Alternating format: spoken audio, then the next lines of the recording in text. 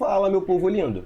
Então hoje começa a série Detonando no Enem, né? Primeiro vídeo de muitos onde eu vou resolver as questões de ciências da natureza, especificamente de química, dos Enems passados. Começamos por 2019 pela prova amarela. Bom, para quem não me conhece, meu nome é Bruno Matassoli, mais conhecido como o Louco da Química. E se você está assistindo pelo YouTube, aproveita para se inscrever nesse canal. Se você está assistindo pela prévia do Instagram, corre lá no meu perfil, na bio tem um link que vai te levar direto ao YouTube para você começar a resolver e entender essa questão, tá bom? Bora lá, então vamos direto para essa questão.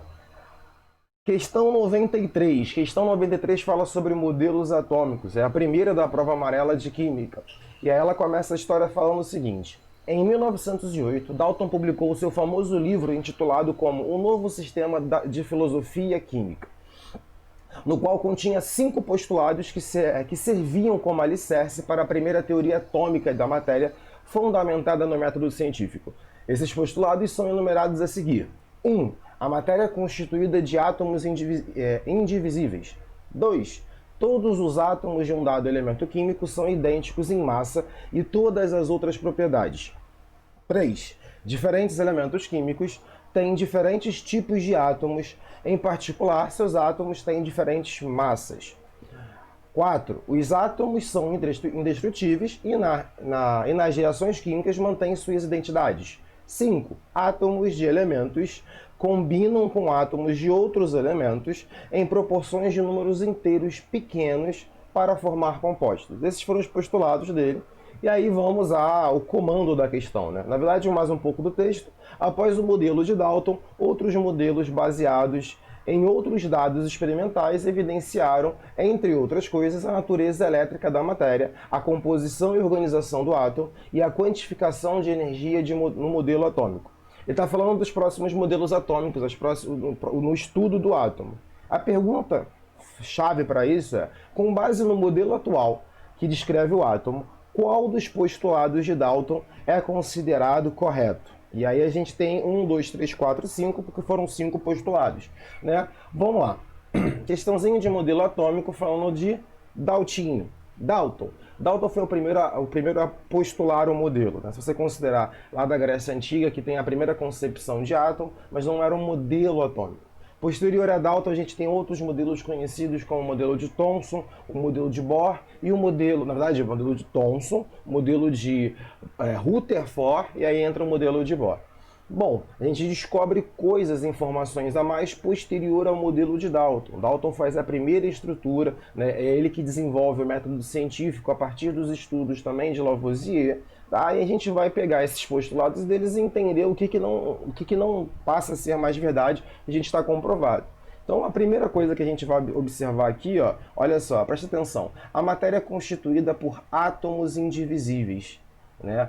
Para Dalton, ele considera átomos como esferas maciças. E a gente percebe logo no próximo modelo, com Thomson, com a característica elétrica da matéria, que na verdade o átomo é divisível sim, né? Ele possui os elétrons, os prótons e os nêutrons. Então, isso aqui já não é mais verdade.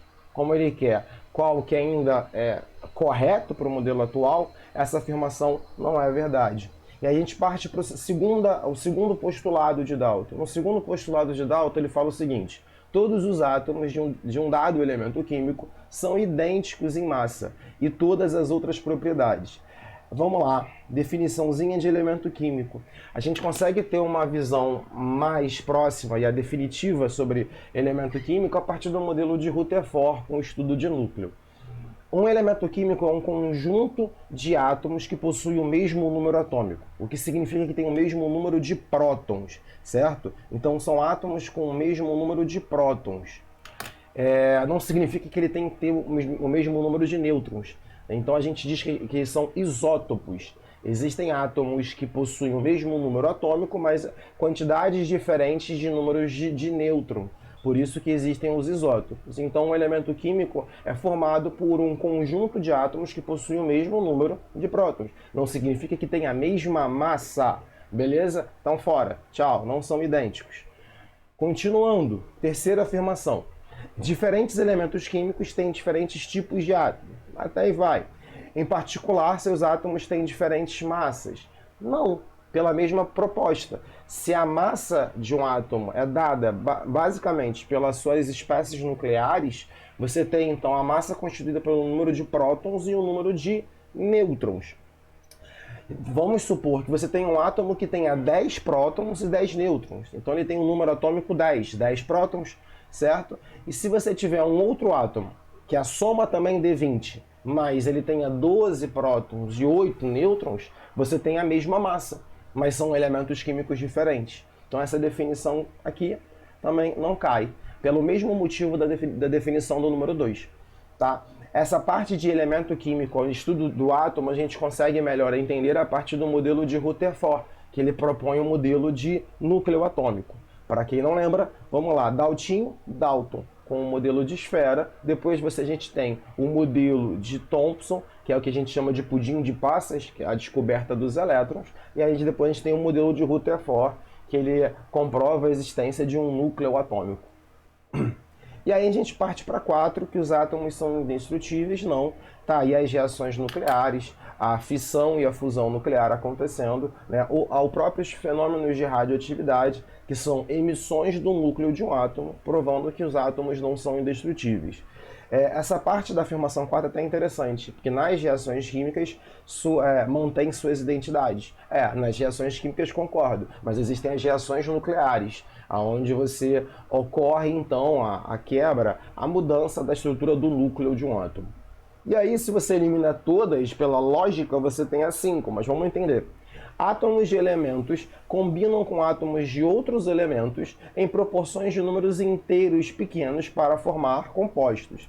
Bom, essa definição não se mantém, mas era a definição para ele um pouco estranha. Por quê? Porque ele estava falando sobre a classificação de substância simples para substância composta, né? O que é uma substância simples? Por exemplo, o O2. Né, que é formado, o gás oxigênio, a substância oxigênio, formado por 2 átomos de oxigênio. Ele falava que o gás oxigênio poderia se juntar com o gás hidrogênio, por exemplo, para formar a água, né, em proporções conhecidas. Né? No caso, 2 de hidrogênio para 1 de oxigênio nessa formação. Correto. Essa proposta ainda funciona e a gente ainda classifica isso como substâncias compostas. Então, para fechar essa questão, né, a resposta número 5 é o postulado que a gente utiliza. Todos os outros foram derrubados por novos modelos, onde a gente conseguiu se aproximar cada vez mais com a realidade, o estudo do átomo. Beleza? Modelos atômicos é um assunto que geralmente cobra no Enem, né, de um tempo para cá, porque muitas pessoas deixaram de lado esse conteúdo. É a nossa base para a gente trabalhar toda a estrutura de átomos, estrutura de ligações. Então, se está com uma dúvida, pega um resuminho, monta lá sobre os modelos atômicos e por hoje é só. Fechamos com essa questão. Até uma próxima, até outra questão do Enem. Fico com vocês, nos vemos num próximo horário, num outro bate-canal, num outro bate-horário. Fui!